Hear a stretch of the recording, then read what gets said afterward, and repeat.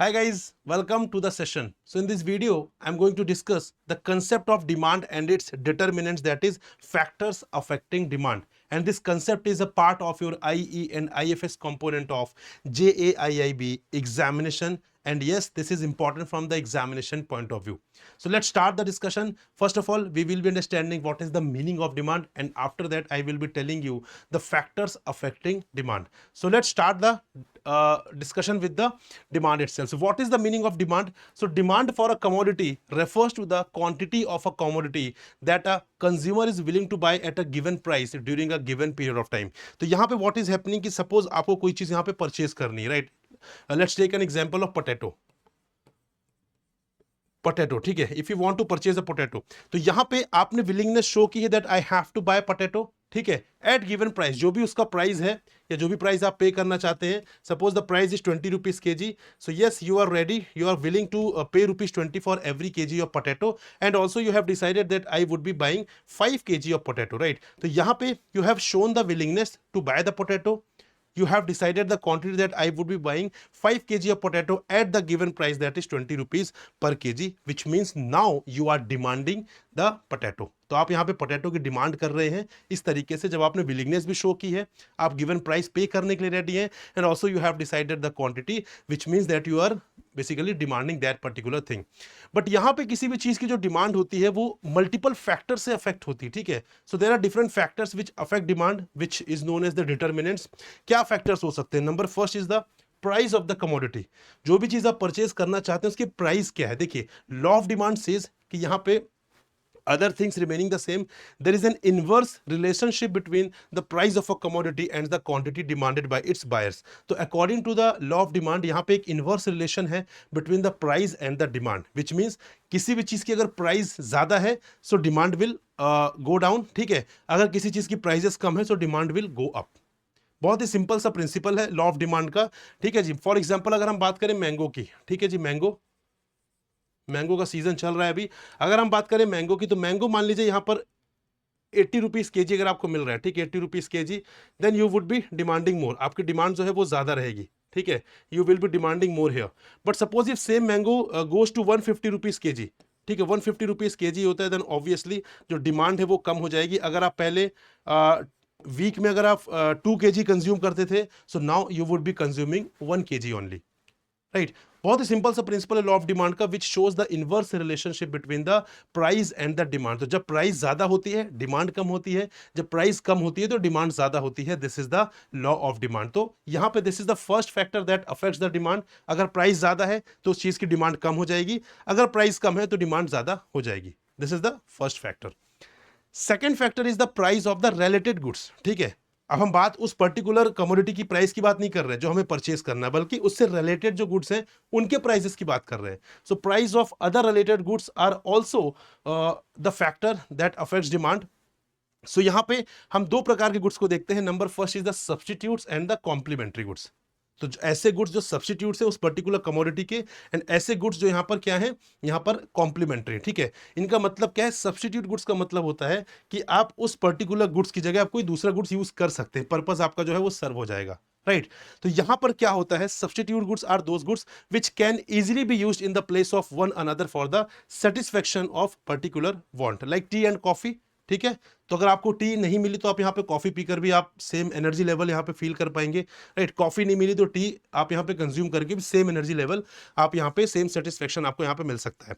तो यहाँ पर क्या होता है, अगर यहाँ पे सब्स्टिट्यूट, ठीक है, अगर यहाँ पे सब्स्टिट्यूट गुड का प्राइस बढ़ जाता है, सब्स्टिट्यूट गुड्स का प्राइस बढ़ जाता है. फॉर एग्जांपल अगर आप यहाँ पे टी के कंज्यूमर है, ठीक है, आप यहाँ पे टी बहुत अच्छी लगती है, टी पसंद है आपको, और यहाँ पे अगर कॉफी के प्राइसेस बढ़ जाते हैं, ठीक है, कॉफी के प्राइसेस यहाँ पर बढ़ जाते हैं, देन इन दैट केस क्या होगा, यहाँ पे डिमांड बढ़ जाएगी गिवन कमोडिटी की, ठीक है. जो यहाँ पे गिवन कमोडिटी इसकी डिमांड बढ़ जाएगी. क्यों?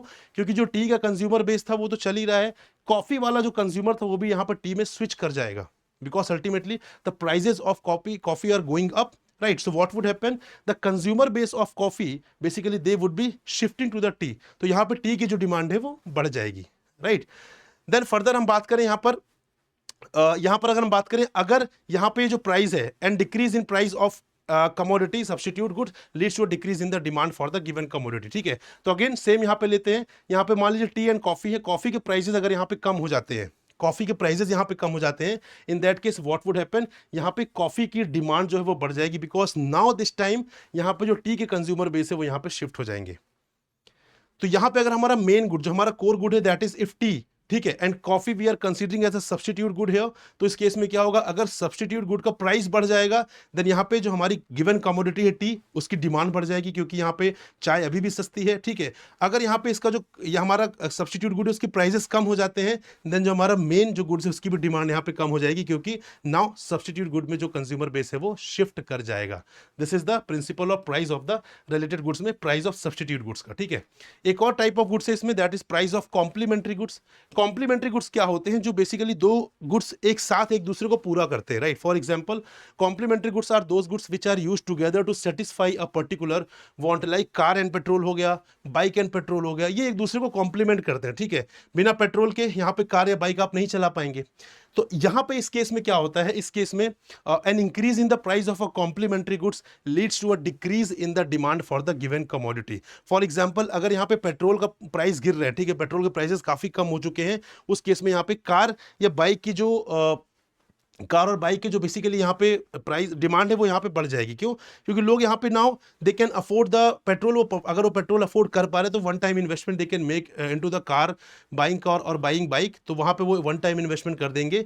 और यहाँ पे क्योंकि पेट्रोल काफ़ी अफोर्डेबल है उनके लिए, so now they will be demanding car and bike, ठीक है। सिमिलरली अगर यहाँ पे पेट्रोल के प्राइसेस बहुत ज़्यादा हाई हो रहे हैं तो उस केस में व्हाट वुड हैपन, यहाँ पे उस केस में जो हमारी कमोडिटी है that is car and bike उसकी डिमांड कम हो जाएगी, because people are not going to afford the petrol price. तो यहाँ पे वो कार और बाइक की डिमांड भी नहीं करेंगे, rather they would be opting for the public vehicle, कि हम यहाँ पे पब्लिक व्हीकल से, पब्लिक ट्रांसपोर्टेशन से वी वुड बी ट्रेवलिंग, ठीक है। तो इस तरीके से दो अलग अलग केसेस में यहाँ पर price of substitute goods and the price of complementary goods भी यहाँ पर डिमांड को, किसी पर्टिकुलर गुड्स के डिमांड को जो है वो अफेक्ट करते हैं।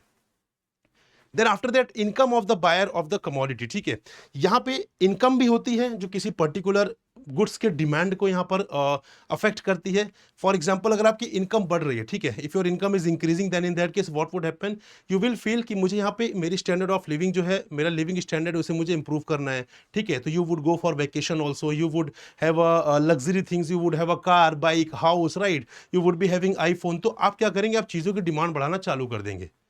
Got it. तो यहाँ पे किस तरीके से जो बेसिकली डिमांड है वो अफेक्ट हो रही है इनकम से। जब आपकी इनकम बढ़ती है तो जनरली आपकी चीज़ों की डिमांड भी बढ़ती है, जब इनकम कम होती है तब डिमांड भी कम होती है, क्योंकि जब इनकम कम होती है then we start focusing on the necessities, की हमारी जो बेसिक नेसेसिटीज़ है that should be fulfilled. Clear? तो इनकम का डायरेक्ट रिलेशन है विद द डिमांड, ठीक है, और यहाँ पे प्राइस का इनवर्स रिलेशन है with the demand. So this is the third factor that affects demand. And fourth one is the taste and preferences of the buyer, ठीक है। टेस्ट हो गया, प्रेफरेंस हो गया, फैशन हो गया, ये सारे भी फैक्टर होते हैं। जो चीज़ आपको पसंद है, ठीक है, जो चीज़ आपकी प्रेफरेंस है, जो जिसका टेस्ट आपको पसंद है, तो आप क्या करते हैं, आप उसकी डिमांड ज़्यादा करते हैं, ठीक है। भले उसके प्राइजेस थोड़ा सा ज़्यादा हो बट उसकी डिमांड आप ज़्यादा करते हैं। सिमिलरली कोई भी चीज़ अगर फैशन में है तो उसकी डिमांड ज़्यादा होगी, कोई भी चीज़ अगर आउट ऑफ फैशन है तो उसकी डिमांड कम हो जाएगी, है कि नहीं। उसकी डिमांड कम हो जाएगी, जिसके जो फैशन में चल रही है उसकी डिमांड यहाँ पर ज़्यादा हो जाएगी। तो ये भी एक फैक्टर है विच अफेक्ट्स डिमांड, डिमांड को इफेक्ट करता है, ठीक है जी। हो सकता है कोई चीज़ फैशन के बाहर हो लेकिन बहुत सस्ती हो, तो उसे लोग नहीं परचेज करेंगे, because that is out of fashion. वो आउट ऑफ फैशन है तो लोग उसे यहाँ पे परचेज नहीं करेंगे, ठीक है। हो सकता है कोई चीज़ फैशन में हो, थोड़ी सी महंगी हो, the people will go for it because ultimately वो फैशन में चल रही है, उनके टेस्ट की है, उनके प्रेफरेंस की है, right? So these are you can say some factors which affect demand here. So I hope you got it. आपको अच्छे से concept समझ में आया demand and its determinants. So guys, this is all for this video. I hope you enjoyed the discussion. अगर आपको PDF चाहिए आप do join the Telegram group. This is my personal Telegram group. आप इसको join कर लीजिए। इसके बाद आप वहाँ पे directly PDF भी access कर पाएंगे और साथ साथ में आप मुझसे directly touch में भी रह पाएंगे। And also I share regular updates there. तो आपको वहाँ पर information ही मिलती जाएगी। और आपको कोई query भी है with respect to the content, with respect to the strategy, तो you can simply ask me over there. I will be taking care of your query. So thank you very much guys for watching and listening me. We'll meet in another video. Till then, goodbye. Happy learning guys. Jai Hind.